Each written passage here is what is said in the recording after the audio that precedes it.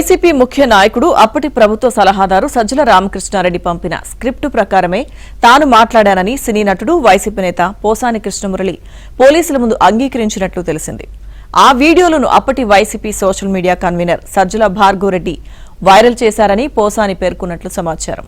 తాను వివాదాస్పద వ్యాఖ్యలు చేస్తున్నట్లు, అవి కులాల మధ్య విభేదాలు సృష్టించే అవకాశం ఉన్నట్లు తేలినా ఉద్దేశపూర్వకంగానే అలా మాట్లాడినట్లు అంగీకరించినట్లు ఆయన కన్ఫెషన్ స్టేట్మెంట్లో పోలీసులు పేర్కొన్నట్లుగా సమాచారం. గురువారం రాత్రి పొద్దుపోయాక అన్నమయ్య జిల్లా రైల్వే కోడూరు కోర్టులో పోసానిని హాజరుపరిచారు.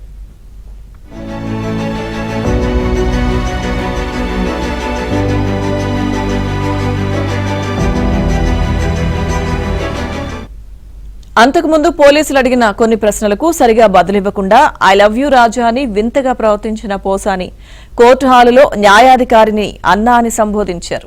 ఆయన తరపున వైసీపీ లీగల్ సెల్ నుంచి పొన్నవోలు సుధాకర్ రెడ్డితో పాటు ఏకంగా 15 మంది న్యాయవాదులు కోర్టుకు హాజరయ్యారు. ప్రభుత్వం తరపున రైల్వే కోడూరు కోర్టు ఏపీపీ చిన్నబాబు మరో 2 న్యాయవాదులు వాదనలు వినిపించారు. రాత్రి 10:30 నుంచి అర్ధరాత్రి దాటాక 2:30 వరకు వాదనలు జరిగాయి. పోసాని ఒక సామాజిక వర్గాన్ని రెచ్చగొట్టేలా మాట్లాడారు. సినీ పరిశ్రమలో ఓ 2 సామాజిక వర్గాల పెత్తనమే ఉందంటూ పోసాని కులాల మధ్య చిచ్చుకు ప్రయత్నించారని చిన్నబాబు తెలిపారు. పోలీసులు పెట్టిన సెక్షన్లలో పసలేదని పోసాని తరపు న్యాయవాది పొన్నవోలు పేర్కొన్నారు.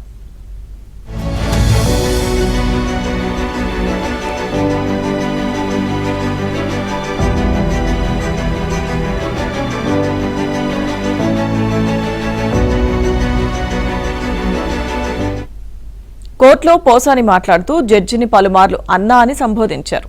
ఇరుపక్షాల వాదనలు విన్న న్యాయాధికారి తేజసాయి పోసానికి మార్చి 12 వరకు రిమాండ్ విధిస్తూ శుక్రవారం తెల్లవారుజామున తన తీర్పును వెల్లడించారు. కోర్టు ఆదేశాల మేరకు పోసానిని శుక్రవారం ఉదయం రాజంపేట సెంట్రల్ జైలుకు తరలించారు. ఆయనకు రిమాండ్ ఖైదీ నంబర్ 2261 కేటాయించారు. జైల్లో పోసానికి కొద్దిపాటి అస్వస్థతకు గురయ్యారు.